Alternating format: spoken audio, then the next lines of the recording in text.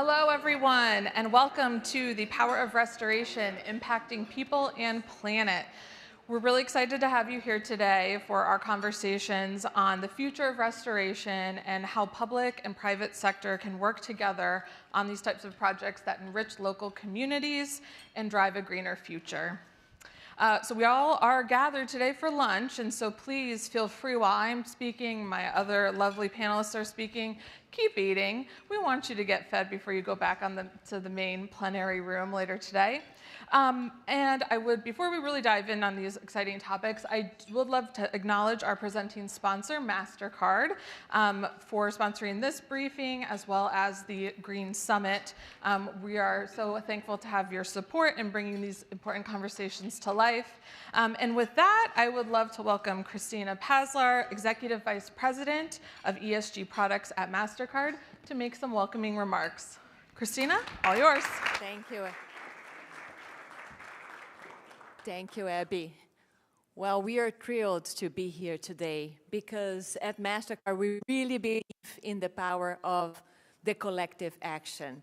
We really believe that it's so important to be here today together with like-minded companies, right? That we really believe that it's important to do an impact, true impact. And in MasterCard, we've been doing this through the partnerships. Right, we actually do not have a very good, important footprint, but we feel that it's something that we can do together with our 3 billion cards that we have globally. We have 90 million merchants that also can partner with us. And we have thousands of financial institutions that can be helping us to drive this type of impact. So we are really thrilled to be here with you today because have some product solutions, but not only because of that, because by connecting the two sides, I can speak loud, this is not a problem, thank you.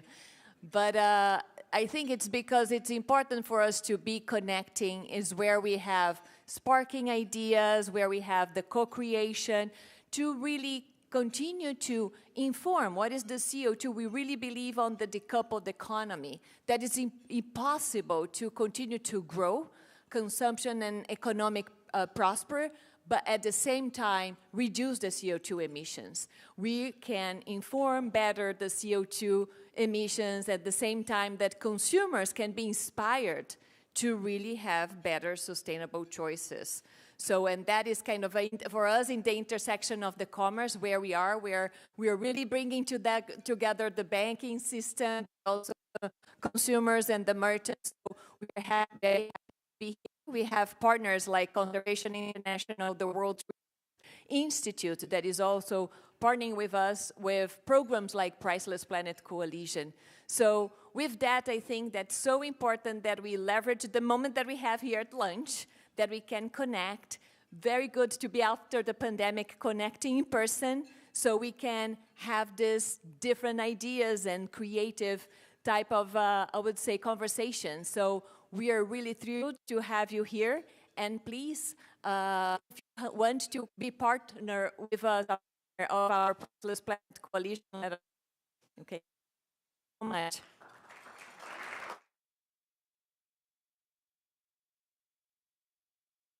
Thank you so much, Christina. And now I would like to invite our first speaker to join us on stage. Please welcome Carl Burkhardt, Deputy Director of One Earth.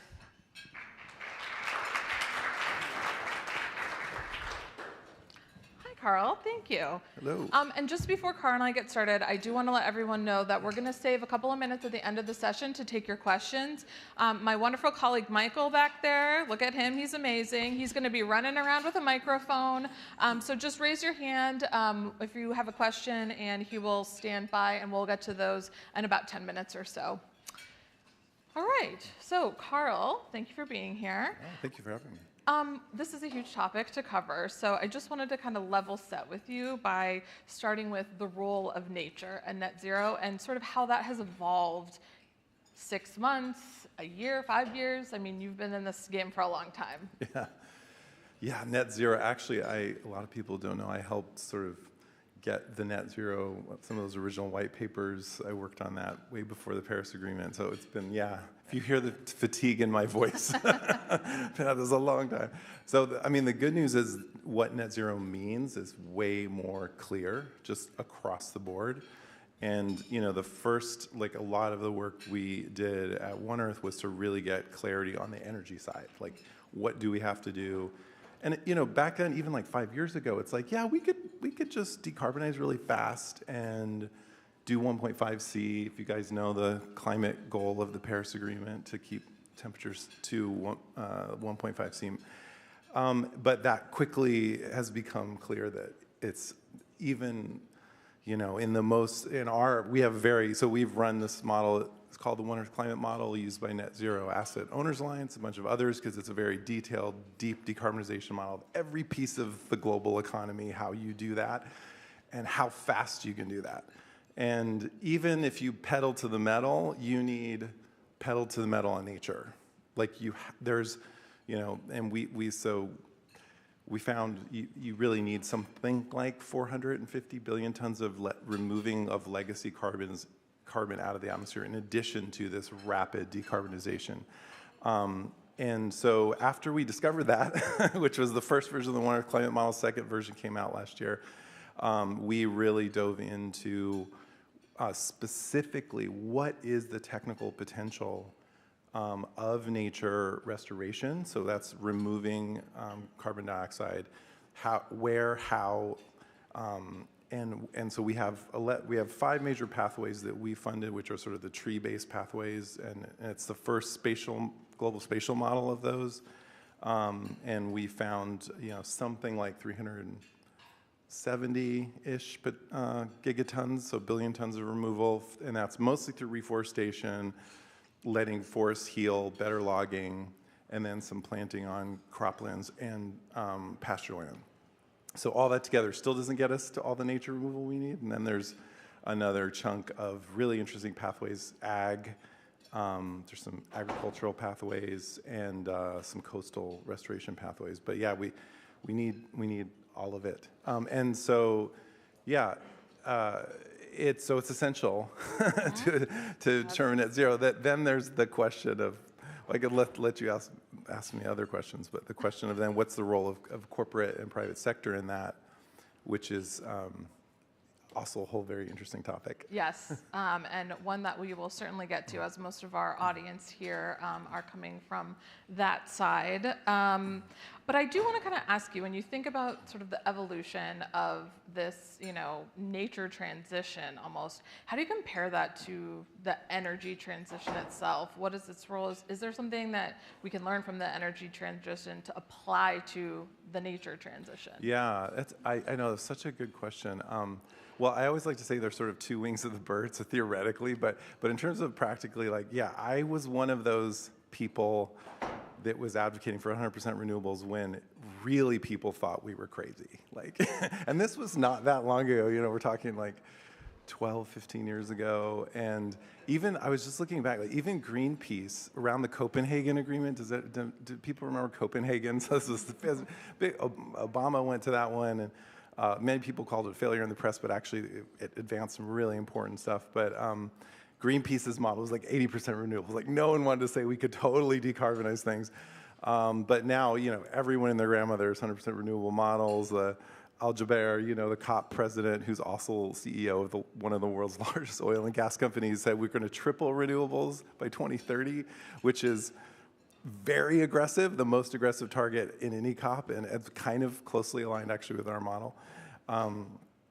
But yeah, so we've come on this journey from like people laughing us out of the room to now everyone and their grandmother is on this 100% transition. So with nature, it's like an energy transition is inherently technical and an engineering matter, right? So it's kind of easy to measure. The nature, we're like sort of back 15 years now. And like what we see as a need is to really invest in the science and the technical aspects of how we work with nature to remove this legacy carbon. And, you know, that, in my mind, it's like, you know, we have to just make that investment. Like, and so that's some of what we do. But there's there's other pieces to talk about that. I mean, there is a kind of pushback against it, but there was a pushback against renewables, So it's like, and here we are. So it's like, we just have to accelerate this. So we're going to have to work out the technicalities. Yeah, absolutely. Well, kind of bouncing off of your earlier point of, other people getting involved in nature projects, I'm curious, sort of to our audience here, what are some of the biggest benefits that companies or investors can reap when getting involved in restoration? What are some of the risks that they might face from putting their resources into these kinds of projects? Yeah, well, the biggest benefit is we can have a planet to live on. That's a pretty strong argument. Like, Can't disagree with that. It would be nice to have a planet that you can actually run a business on. Yeah, you can run your business on the planet. See, it's really that simple. It's that simple. If only it were that simple. So with net zero, with companies now, because of this SBTI, do people know what that is? Science-Based Targets Initiative. So we finally got like clarity on what does net zero mean.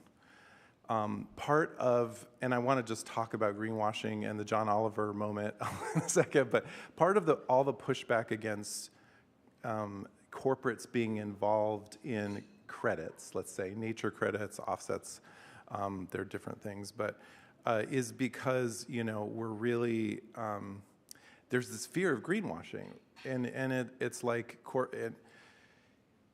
it's actually you can do it wrong, and so there's a trepidation. But on the other hand, now we have thousands. I think it's 5,000. I don't know how the current count of companies that have signed on to net zero. So we know net zero means almost zero by 2050. Let's just, like, if everyone wants to talk, your aunt or uncle asked you, what the hell does it mean? It means we're almost going to take out all the emissions by 2050. And then, you could offset that extra little bit. But on your journey to 2050, it's great for a company to be transparent and tell the story about its milestones to that journey, and how it is compensating or offsetting for the residual emissions that it can't yet eliminate. So telling that story for a corporate, to me, is like, if you want to reach Gen Z consumers especially, you got to tell that story. And that's, to me, a big positive. If you can be open and transparent, like, we are going to follow like the latest protocols, methodologies. We're on this journey. We're not going to be perfect, but we're going to really do our best. So in the restoration side of it, we have a lot of science to show that it works. Yes, it can fail. And that's partially because we never we haven't scaled that restoration to the level we need to. But we know that it works, and actually it can compensate for emissions. And it's fairly permanent. Like, people say trees aren't permanent. That's true, but there's forests in California that have withstood hundreds, if not thousands, of fires and are still there 12,000 years later. So forests actually are quite permanent. And telling that story about how there's the storytelling dimension too, in addition to the carbon dimension of your journey to net zero, and talking about how you're investing in the planet and the ecosystems, and doing that in a credible way. I mean, I think that's the biggest benefit, and you can be really transparent about your full net zero journey. Yeah, and we're starting to see things like green hushing, where maybe people are sort of pulling back on telling those stories, but it is a journey for everyone, and nobody is perfect right off the bat. And I think what you're kind of getting at, right, is the idea of trust, credibility, reliability, which brings me to nature credits. You touched on it a little bit before, but I think the burning question on a lot of our minds is, how can those markets, address that reliability question, and how can they kind of harness any momentum coming out of the Montreal COP? Yeah, so has everyone heard about nature credits? I'm just like, everyone, it's now old news, right? Because even a year ago, people would be like, wait, what? Like, is that a carbon credit? But do they work, Carl? That's what we want to know. Well, they don't, I'm not going to say they don't exist, but they do exist in some places, and there's actually even You have to take off, there's some compliance markets emerging, like in Australia, where there's a nature offset, so we have to pull that to the side because that's different.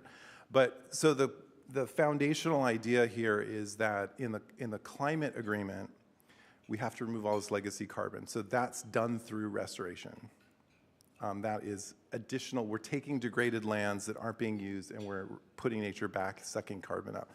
On the biodiversity convention side, we have 30 by 30 target. So everyone knows this, like we have, and actually that was, a lot of people don't know that was our paper. We were the first, well, we were the first peer-reviewed paper, our team, a group of scientists, and I'm co-author on that paper, introducing 30 by 30 as a milestone target. So we got that. So we now know 30% of the planet. That is going to cost a ton of money. And there's wildly diverging estimates. We use about $500 million a year. So like think about the climate fund, the $100 billion climate fund on the climate side. We still haven't filled that. And we have been at that for 12 years. We need $500 billion for nature. So we are not, governments are pledging, that's great. We have this incredible momentum, but we're just not going to get that amount of money without the private sector coming in. And now with the Montreal Protocol, Montreal Copenhagen Agreement, we have the private sector coming in like they did around Paris. Like, okay, we want to help. Like, and you know, I've talked to a lot of the very, very large corporate actors, and they're super sincere and interested in doing this. And some of them have been nature philanthropy for a long time, right? But they didn't sort of have a framework, a global UN framework to kind of dock that into. So now they do. So because credits is like what we use on the climate side, now everyone's kind of using and moving that language over into the biodiversity side. I have to say I was really, really skeptical for a very long time about it. Because it's like, what could go wrong? Like we had 20 years to do carbon credits and we still don't have that one right yet. The market isn't really fully a market.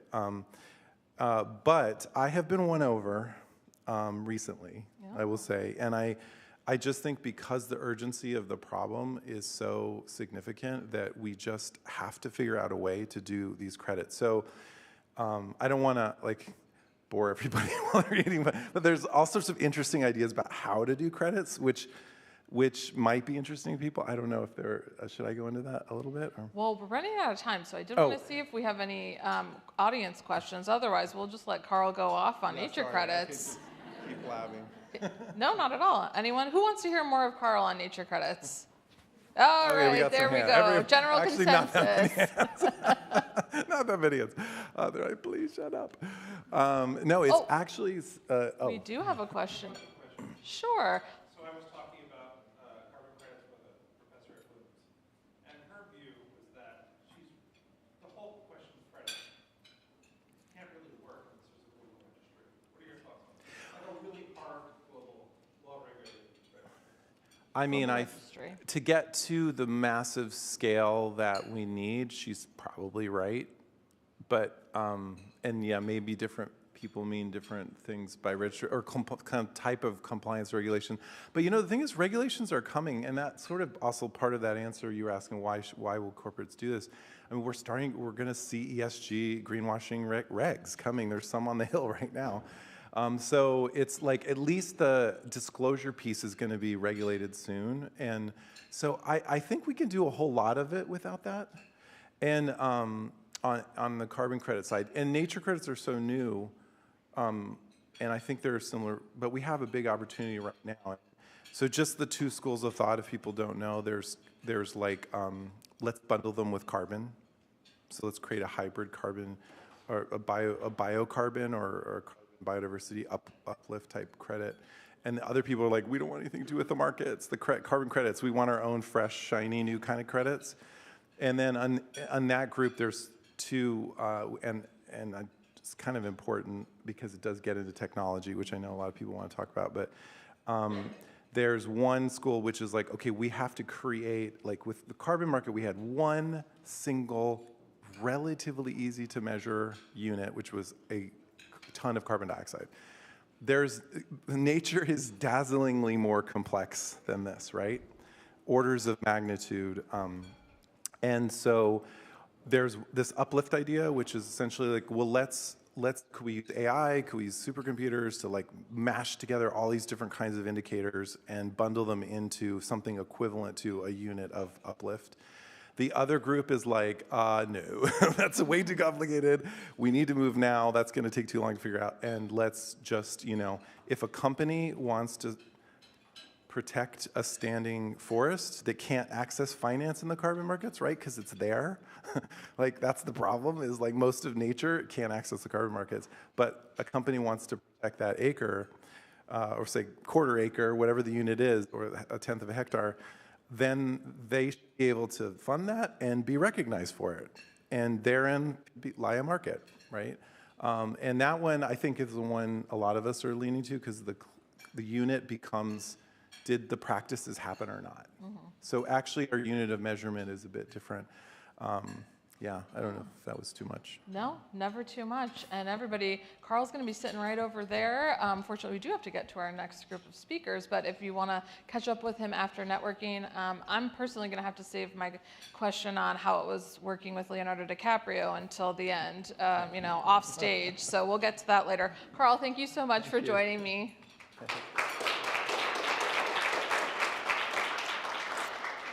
All right, and now I would love to welcome to the stage our next group of panelists. Please join me in welcoming Sarah Charlotte Powers, Executive Director and founder of the Natural Areas Conservancy. Come on up, don't be shy. Yeah, sit right on there. Oh. Yeah. Go ahead. Dr. Pooja Choksi, co-founder of Project Devani and postdoctoral researcher at the University of Minnesota. Hi, Pooja. And Tilly Walton, host of Wild Rivers with Tilly. I feel like we're at a pageant or something where I am announcing everyone's names. Not the most natural, but thank you all for being here. Really excited to have a group of practitioners who are out in the field. And you're all working in really diverse areas on different types of nature with different types of people, from India to the Grand Canyon to here in New York City. So can each of you just give us a quick summary, the cliff notes of your work to just sort of help set the stage for this discussion. Sarah, would you like to kick us off? Sure, thank you. It's great to be here with all of you. I'm Sarah Charlotte Powers. I'm the co-founder and executive director of a New York City-based organization called the Natural Areas Conservancy. We work to elevate the care of the 1.7 million acres of urban parkland that is natural habitats across the city. So we work in places, do we have mostly New Yorkers here? Yeah, great. So we work in places like Jamaica Bay, Pelham Bay Park, and Van Cortlandt Park in the Bronx. We do take the principles of forest restoration and management and wetlands ecology and apply them in the urban context to improve the health of natural habitats and to invite people into these places through a series of innovative approaches. Thank you. Yeah. Pooja, how about you? I'm Pooja Choksi, and I co-founded a research collaboration that essentially leverages the power of acoustic technology to sort of monitor restoration and conservation efforts. It's largely in India, which is where most of my doctoral research has happened. And when I'm not listening to forests, I'm still studying them. I essentially study what happens when we try to restore a piece of land. So what happens to biodiversity, what happens to people living around it. And then I also try and understand why certain projects, restoration projects especially, meet their goals and some just go off track, and what are the conditions that help make that happen so that we can take all that knowledge and put it into really meeting our restoration targets. Thank you. And last but certainly not least, Tilly. Thank you. My name's Tilly Walton, and I'm grateful to be in this room with everybody who cares about the planet. My journey started as a career guiding whitewater trips in the Grand Canyon and other rivers around the world. And that led me to be interested in environmental science. So I have a BS in hydrology and my master's in environmental management and planning focused on river restoration. And I've worn many hats, one of which was philanthropy at a major foundation, and have helped start programs doing job creation and river restoration. And then I've also been involved as an environmental consultant in a lot of on-the-ground work, including from digging soil and doing all the science studies to the stakeholder consensus building, to the planning, to implementation and monitoring. And from my career as a guide, I found that when people are connected to the planet, then they connect to themselves. And once people are connected, they care. And so that's led me to wonder, how can I connect more people? And so that led to hosting this PBS adventure documentary series, where it's an unscripted adventure on rivers in the Southwest and around the world. So yeah, I just figure the more connected we all are, the more we care. So. Well said. So I kind of want to pick up on some of the threads of our conversation with Carl. Right at the end there, we were getting into technology a little bit, and I know each of you has been a researcher at some point.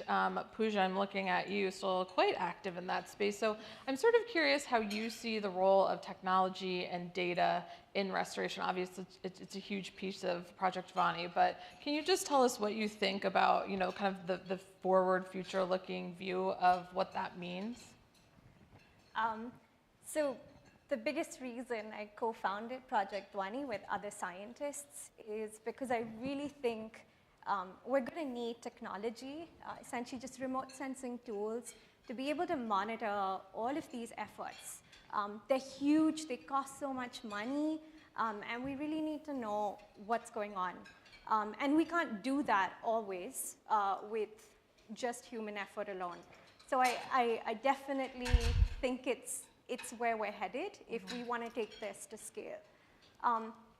That said, I think that some technology is at a mature stage. For example, spatial technology, remote sensing tools.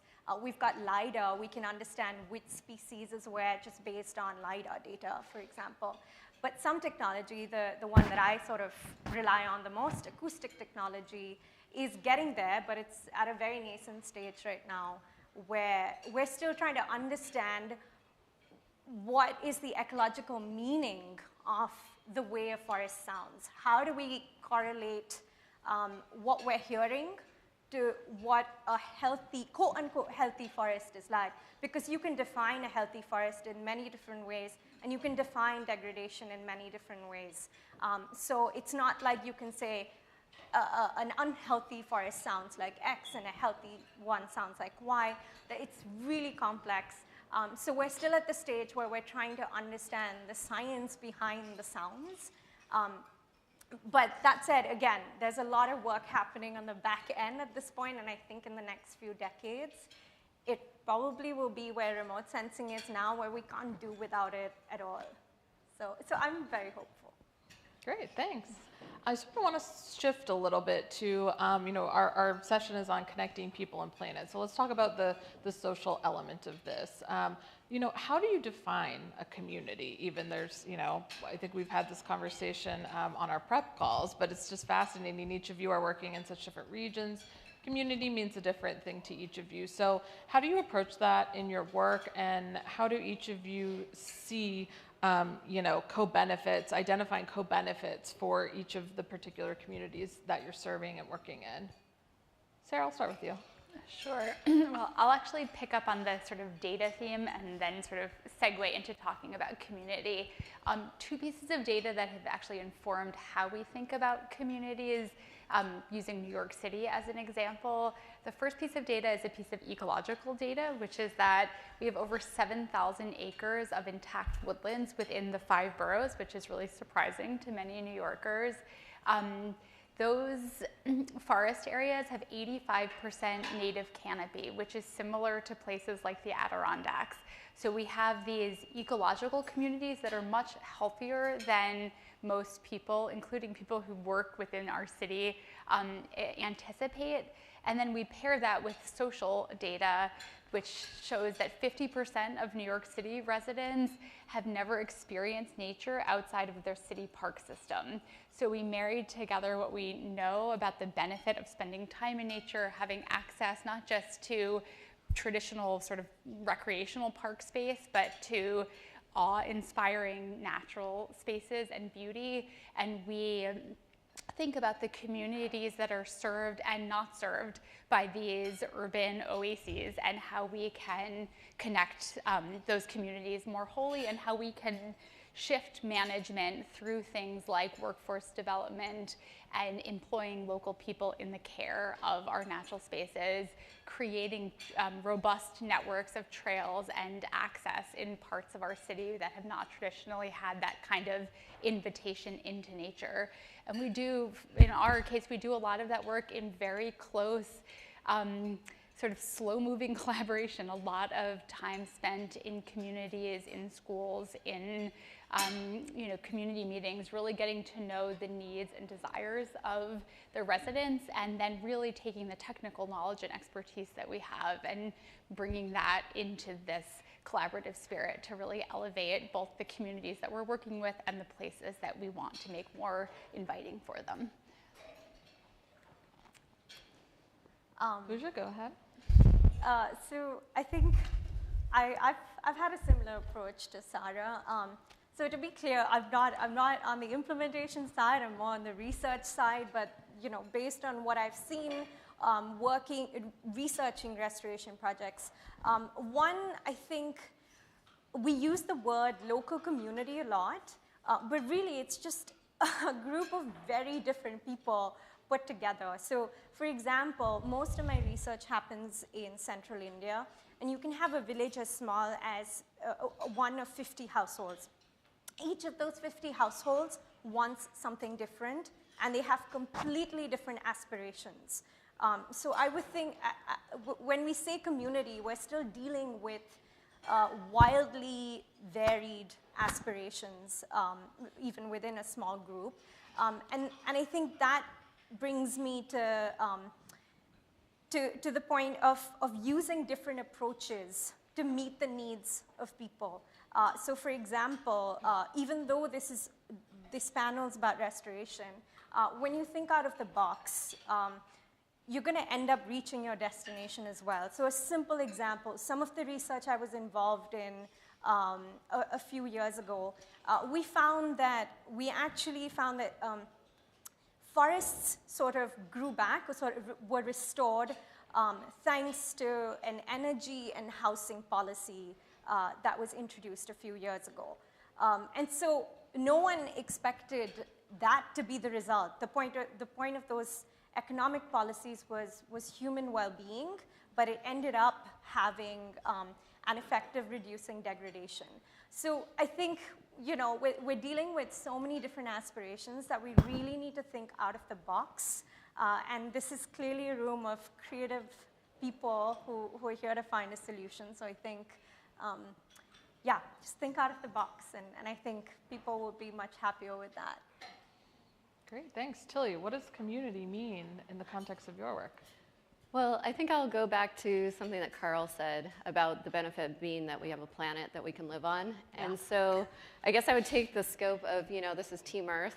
And so we're all here in community, just like Sarah said with the biodiversity, what makes a healthy community in nature is a lot of diversity. And I think also what makes a healthy community in terms of our restoration projects is also including a broad, diverse group of people, like Pooja said, that have these different interests. And for me, what I've seen in the work I've done is that, at least in terms of water is a common thread that binds us all together, and we can't live without it. It's our power, it's our food, it's what, you can go 3 weeks without food, but 3 days without water. And so I think community to me is pulling in all the diverse voices, but then finding the common thread through it. Yeah, and I kind of want to pick up off of that point and point out that you work in the American West quite a bit, which this country is obviously divided on many things, but particularly in that region, I mean, land use issues, you know, political opinions on environmental issues. So how do you sort of grapple that, you know, if there's people that really, you know, aren't on board with, you know, these types of projects, or there's tension with, you know, between different stakeholders in this, how have you dealt with that?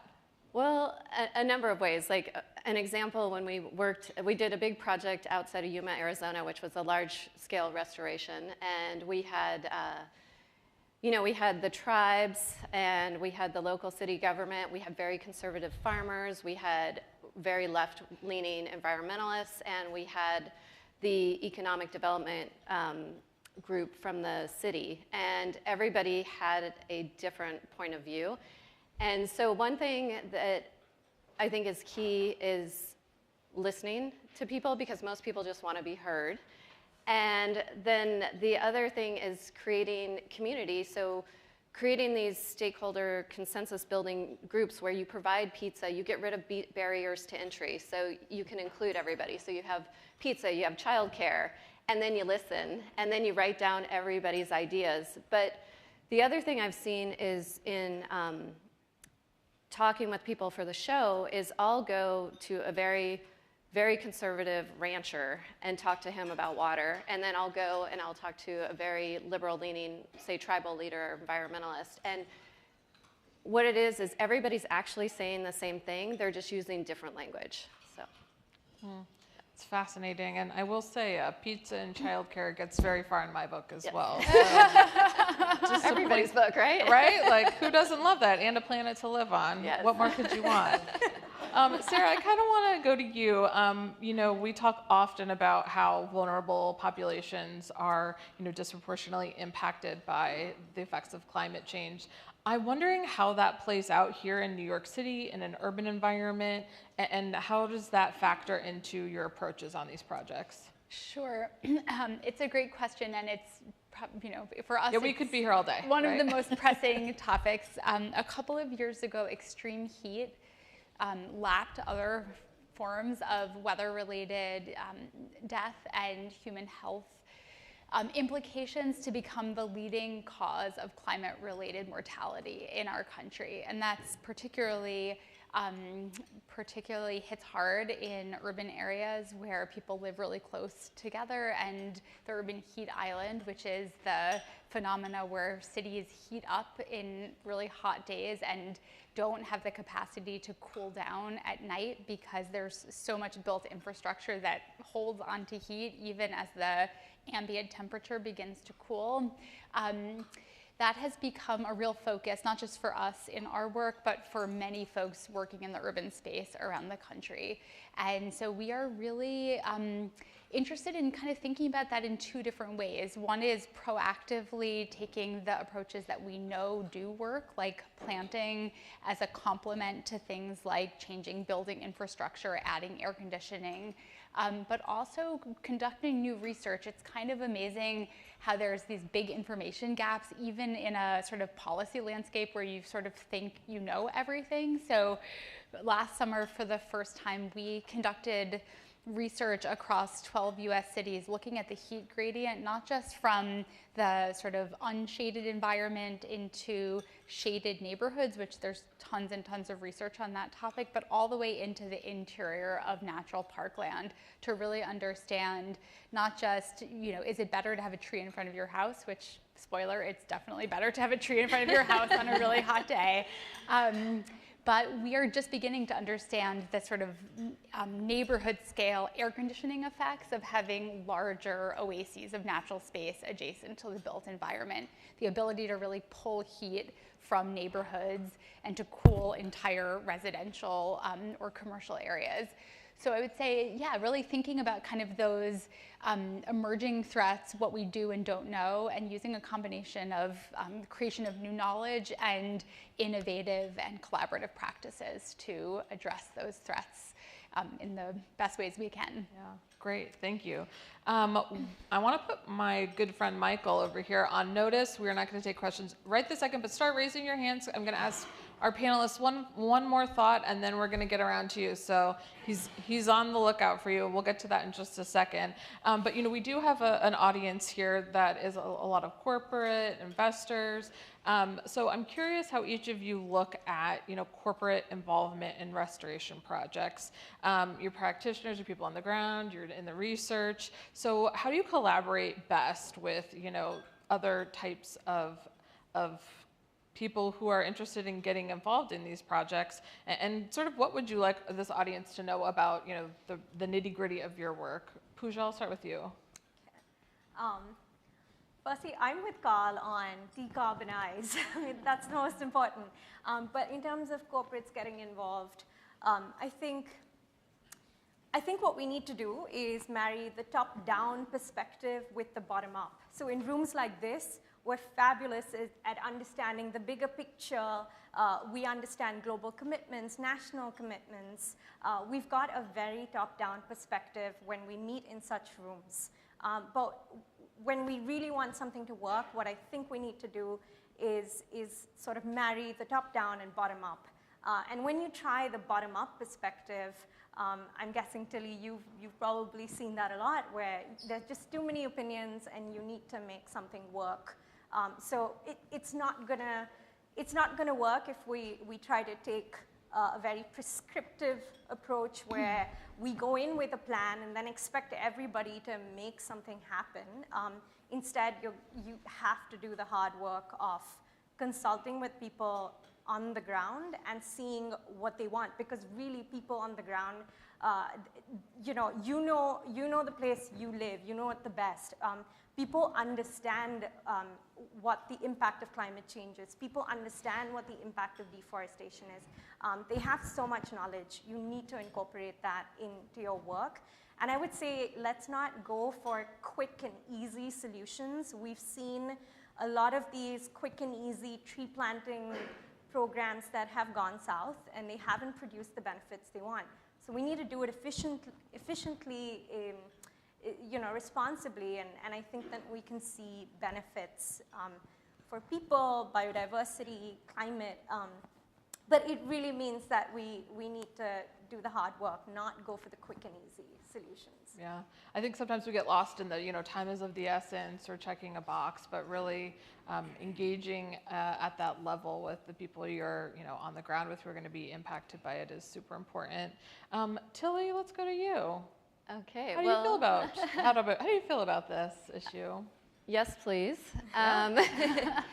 I think that corporations have such an important role to play, and I think that having unusual bedfellows in the room is really important. And I guess one plug I would put in is that there's restoration where we're trying to manually recreate these ecosystem services that the planet provides, and that is very expensive and very important in places.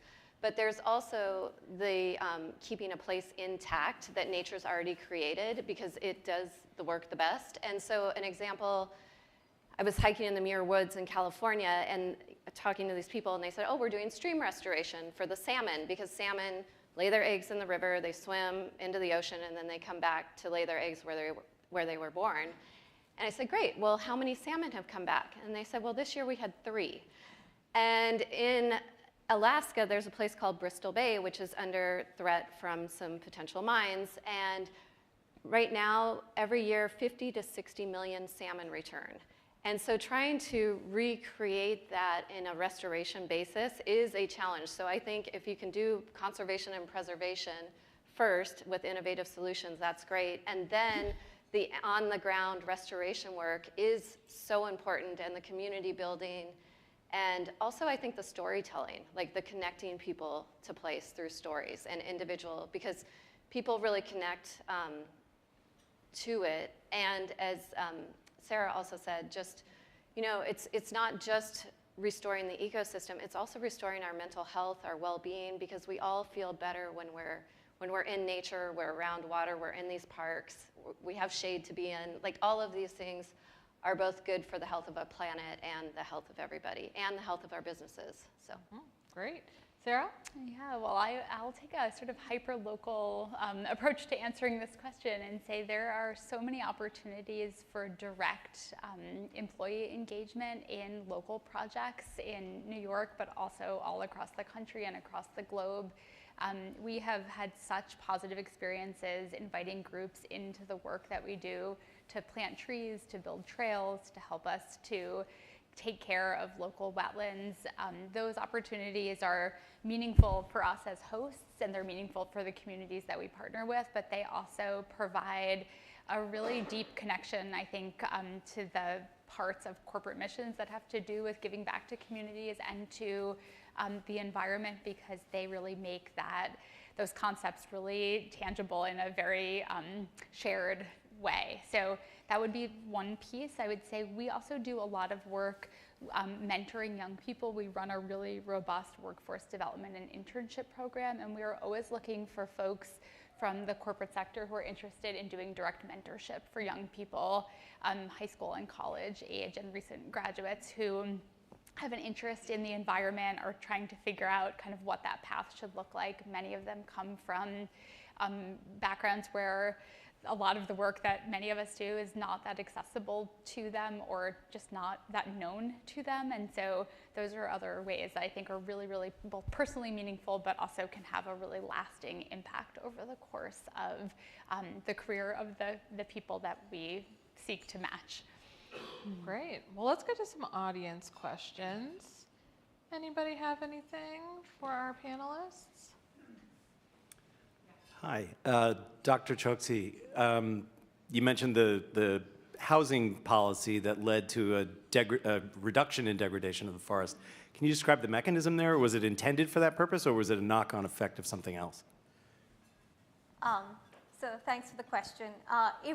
So the policy was this governmental policy on, the central governmental policy on building like a one-room house.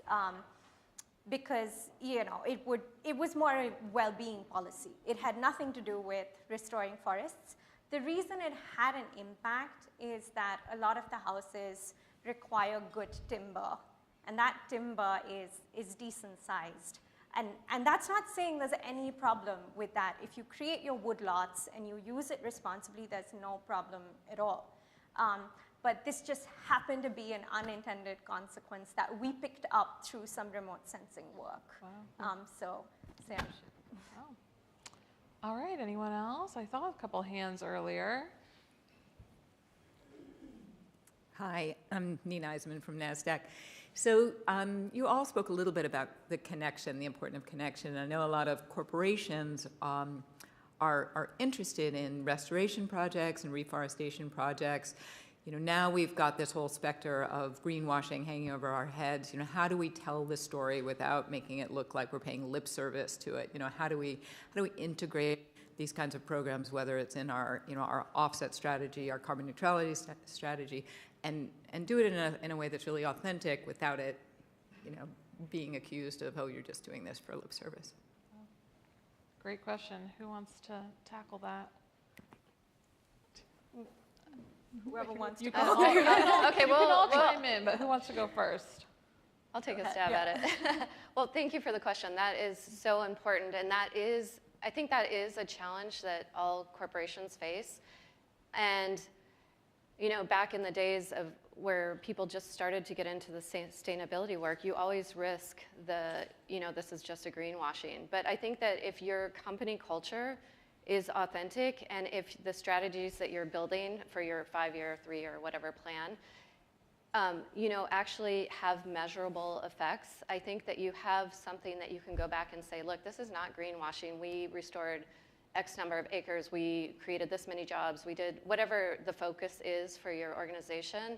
I think that if you come at it from an authentic perspective and have the data to back it up, people are going to greenwash anyways. But I think that, like a friend he's doing all this work in Africa on some of these last great rivers, and he's sponsored by Rolex. And I think it's so cool to see his picture of the Rolex watch with the elephant behind him. And yeah, you can say it's greenwashing, but you know what? It is not, because we need each other. You know, the environmental groups, the people on the ground, the researchers, and the corporations, we all need to be working together. And so I think at some point we all have to just be willing to kind of listen to the noise when we're out in the public and move forward with it. So. Anything else to add, Sarah? Yeah, I love that question, and I think just two additional thoughts to add to Tully's very smart response. I think one is we see a lot of benefit in establishing and maintaining partnerships with the same groups and the same recipients of those philanthropic and ESG dollars. There's a much greater opportunity to really build relationships and to co-create project goals, which means you're not just sort of counting on a partner to feed you a set of metrics, but you're really thinking about what your corporate goals are and what those partners can offer. The other thing that I think is emerging that I'm very interested in the urban space is something that sort of blends together quantification of carbon and nature benefits, sort of speaking to, or referencing some of what Carl spoke to, with the ability to quantify some of those social and community benefits. So instead of it being just a credit or just a sort of feel-good community project, we can talk about the sort of stacked benefits of carbon, nature, and also jobs created, or also increase, doubling the number of people visiting a park, or increasing the number of, families that have come out to volunteer. And that ability to, in some ways, kind of broaden the focus from just thinking about sort of those green metrics to thinking about a more holistic impact, I think actually have an opportunity to deepen the story we tell and to bring more authenticity to the way that we describe that impact. Great. Would you have anything to add? I think the only thing I'll add to that is open yourself up to scrutiny. I think there can be a lot of collaborations between people in the corporate world and, say, academics, trying their best to do unbiased research. Let the data be open. Let the data speak for itself. So I would say the more you put out there and there's more transparency, perhaps that could address the greenwashing, the fear of greenwashing. Great. Sarah, Pooja, Tilly, thank you so much for joining me. Really appreciate it. And I would also like to thank our presenting sponsor, MasterCard, and Christina one more time. Thanks for making these great conversations possible. And thanks to all of you for joining us today. So I want to give everybody a little bit of time to chat and network, but our main stage programming starts up again at 2 p.m., and we hope you enjoy the rest of the Bloomberg Green Summit. Thank you all.